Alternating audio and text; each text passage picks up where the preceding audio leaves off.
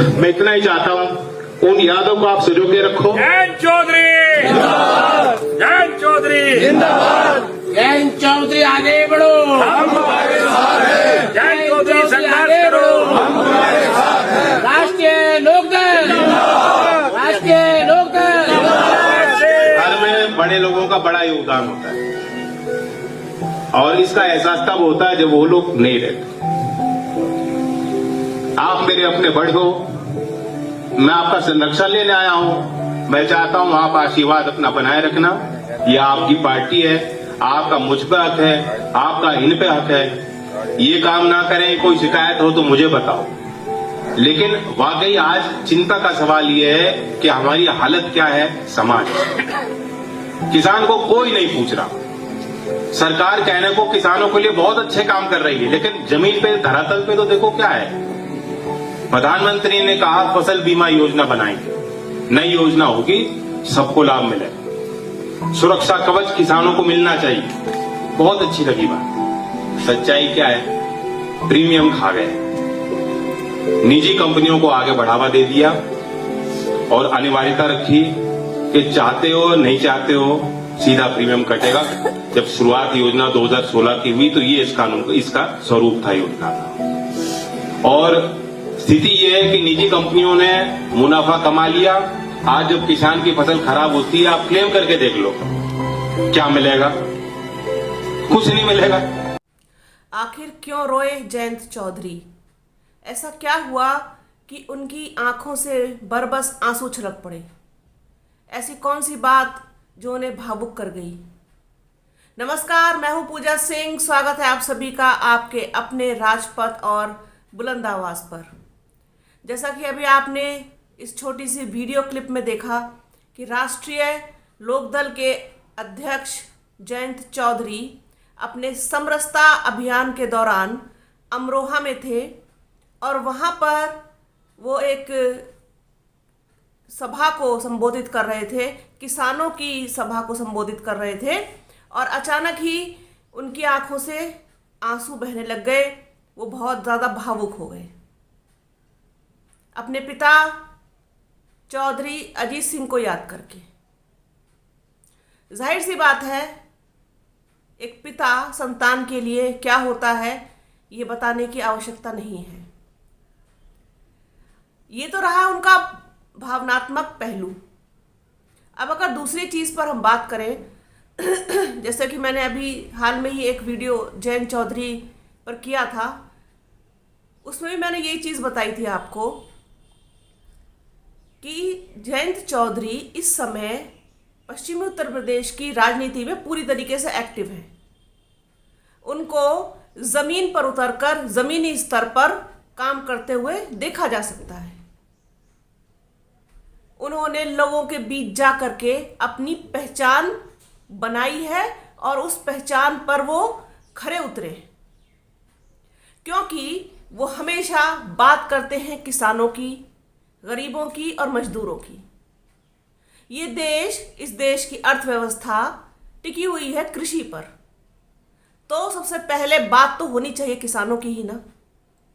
और किसानों की अनदेखी हर सरकार करती आ रही है और इस सरकार ने तो अपनी सारी हदें पार कर दी हैं, अति कर दी है। उसका ध्यान सिर्फ धार्मिक कार्यों को बढ़ाने में, धार्मिक आयोजन कराने में, धार्मिक स्थलों की में बढ़ोतरी करने में, इन्हीं सब चीज़ों पर है। किसान की तरफ, उसकी दुर्दशा की तरफ इस सरकार का कोई ध्यान नहीं है। उसी ध्यान को आकर्षित करने की कोशिश करते हैं बार बार जयंत चौधरी। इसी वजह से ये समरसता अभियान उन्होंने चलाया, जिससे कि वे डायरेक्ट किसानों के साथ संवाद स्थापित कर सकें। अपने वीडियो में वो कहते हुए सुने जा सकते हैं कि अगर ये लोग ना सुने तो आप मुझसे कहें सीधा। ये लोग से मतलब इनके राष्ट्रीय लोकदल के जो कार्यकर्ता हैं या जो नेता हैं, वो लोग अगर आपकी बात नहीं सुनते हैं, अगर आपको कोई समस्या, कोई परेशानी है, तो आप सीधे मुझसे कह सकते हैं। यही वो चीज़ है, यही वो गुण है जो एक नेता को अपने लोगों से ज़मीनी स्तर पर जोड़ता है। लोगों के बीच जाकर उनसे मिलना, उनकी समस्याओं को सुनना, समस्याओं को साझा करना, परेशानियों को जानना, यही है वो बात जो नेताओं को उनके सपोर्टरों से जोड़ती है, समर्थकों से जोड़ती है। और दूसरी पार्टियों में ये बात नदारद है। अगर बात करें बीजेपी की, तो बीजेपी के जो कट्टर वोटर और समर्थक हैं वो सिर्फ फूल का बटन दबाते हैं, फूल के निशान को देखकर ही वोट देते हैं। ये एक अलग बात है।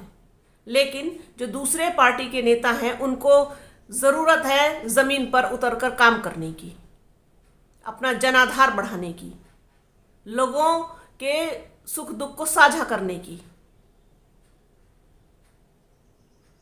जयंत चौधरी इस वक्त देखे जा सकते हैं पूरी तरीके से एक्टिव मोड में, एक्शन के मोड में, और उनका मिशन इस समय साफ तौर पर जो नजर आ रहा है वो है 2024 का लोकसभा इलेक्शन। वो चाहते हैं कि राष्ट्रीय लोकदल मजबूत हो और ज़्यादा से ज़्यादा सीटें राष्ट्रीय लोकदल के हिस्से में आए। हालांकि रहेंगे वो भी किसी न किसी के साथ गठबंधन में ही, अकेले दम पर राष्ट्रीय लोकदल इलेक्शन लड़ने की स्थिति में अभी फिलहाल नहीं है, क्योंकि उसका जितना भी जनाधार है राष्ट्रीय लोकदल का वो पश्चिमी उत्तर प्रदेश में ज़्यादा है, जिसकी आखिरी सीमा यहाँ शाहजहांपुर में आकर के मिलती है। शाहजहांपुर से आप स्टार्ट हो जाइए, शाहजहांपुर हो गया आपका, बरेली हो गया, रामपुर हो गया, मुरादाबाद हो गया, अलीगढ़ हो गया, बुलंदशहर हो गया, मेरठ हो गया, मुजफ्फरनगर हो गया, बागपत हो गया, आगरा हो गया, मथुरा हो गया, ये पूरी जो सहारनपुर हो गया, ये जो पूरी बेल्ट है पश्चिमी उत्तर प्रदेश की, ये असली ताकत है राष्ट्रीय लोकदल की। और यहीं पर राष्ट्रीय लोकदल का जनाधार है, यहीं पर उनका असली वोट बैंक है, यहीं पर जाट है सबसे ज़्यादा, जिसे इसीलिए इस क्षेत्र को जाट लैंड कहा जाता है। यहीं पर सबसे ज़्यादा समर्थक है राष्ट्रीय लोकदल के। जिस तरीके से समाजवादी पार्टी का शाहजहांपुर के बाद, जैसे जो सारी चीज़ें, जो सारे ज़िले मैंने आपको भी गिनवाए, वहाँ पर समाजवादी पार्टी का कोई जनाधार नहीं है। और वैसे भी अब उसका कोई जनाधार मुझे नहीं लगता है कि बचा है। उनका खुद का यादव वोट बैंक भी उनके पास से खिसक जाता है जब इलेक्शन आते ही, सब जानते हैं। और इस बार मुस्लिमों ने भी उनसे किनारा कर लिया, जबकि पिछले विधानसभा में और इस बार के निकाय चुनाव में भी राष्ट्रीय लोकदल के साथ गया मुसलमान। जहां जहां पर भी कैंडिडेट लड़ा, वहां वहां पर मुस्लिम, जाट प्लस दलित, ये कॉम्बिनेशन बना। तो पश्चिमी उत्तर प्रदेश में एक अलग तरीके की राजनीति को जन्म देने की कोशिश कर रहे हैं जयंत चौधरी। मैं यहाँ कोई जयंत चौधरी की प्रवक्ता बन करके या जयंत चौधरी की कोई कहना चाहिए कि कोई सलाहकार बन करके यहाँ नहीं बैठी। मुझे जो दिखाई दे रहा है वो मैं बात कर रही हूँ आपसे। और मैं हमेशा कोशिश करती हूँ कि जो दिखाई देता है, जो सच है, उसको आपसे रूबरू कराया जाए और आप भी उसको स्वीकार करें। स्वीकार करना सीखें सच को, क्योंकि झूठ मूठ की मायावी दुनिया में, मायावी जाल में रह के सपने बुनने से कुछ हकीकत बदलती नहीं है। अगर बीजेपी को हराना है तो एकजुट होकर के ताकत से लड़ना होगा। अदरवाइज बीजेपी की इसी तरीके की आप तमाम जो नीतियां हैं, जो बीजेपी की जो सिर्फ पूंजीपतियों के लिए सरकार है बीजेपी की, वो आप सब जानते हैं। गरीबों के लिए, मिडिल क्लास के लिए, आम जनता के लिए उनके पास कुछ नहीं है। उनसे सिर्फ वो लेना जानते हैं। या फिर एक नया वर्ग उन्होंने तैयार कर दिया है, लाभार्थी वर्ग।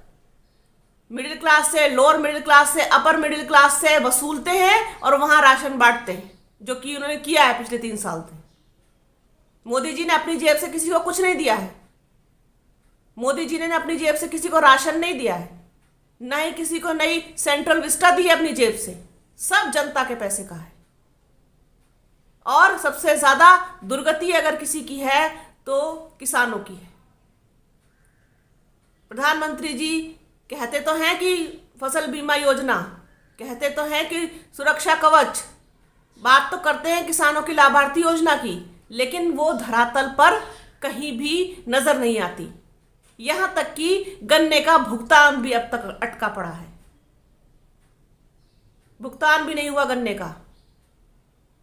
तो ये स्थिति है कुल मिलाकर के किसानों की, जिसके लिए लड़ते हुए, जिसकी बात करते हुए, जिसके लिए आवाज उठाते हुए जयंत चौधरी दिखाई दे रहे हैं। और यही एक नेता की या किसी पार्टी की उसकी खूबी होती है, उसकी अच्छाई होती है कि वो लोगों के बीच जा करके अपनी एयर कंडीशन कमरों को छोड़ करके, आरामदायक बिस्तर और सोफों को छोड़ करके उतरे जमीन पर, लोगों की परेशानियां, उनके मुद्दे, उनकी दिक्कतें जाने, समझे, उनका सुख दुख साझा करें। यही है नेता, यही है नेता बनकर के समाज सेवा। एक तरीके का समाज सेवा होती थी, अब तो स्वयं सेवा हो गई है, वो एक अलग बात है। लेकिन जो नेताओं का काम होना चाहिए, क्योंकि आप जनप्रतिनिधि हैं, तो वो यही होना चाहिए, किसी भी पार्टी का, सबको कह रही हूं मैं, यहाँ पर किसी एक को नहीं। तो सीखना चाहिए दूसरे लोगों को भी कि उतरे जमीन पर और काम करें और लोगों का विश्वास हासिल करें। विश्वास हासिल करने के बाद आप देखिए कि कैसे जीत आपको नहीं मिलती है। लोगों का भरोसा जीतना बहुत जरूरी है। तो सोचा कि ये वीडियो मेरे सामने आया था जयंत चौधरी का, तो सोचा कि आप लोगों के साथ साझा करूं, आप लोगों के साथ बात करूं, आप लोगों को इसी तरीके की और तमाम चर्चाएं आप लोगों के साथ मैं हमेशा साझा करती रहती हूं, आगे भी करती रहूंगी। आप बने रहिए राजपथ और बुलंद आवाज के साथ। हमारे चैनल को लाइक कीजिए, शेयर कीजिए, सब्सक्राइब कीजिए, बेल आइकन भी जरूर दबाइएगा। अपना और अपनों का बहुत ख्याल रखिए। जल्द मिलूंगी आपसे एक नए वीडियो में, एक नई चर्चा में। तब तक के लिए जय हिंद।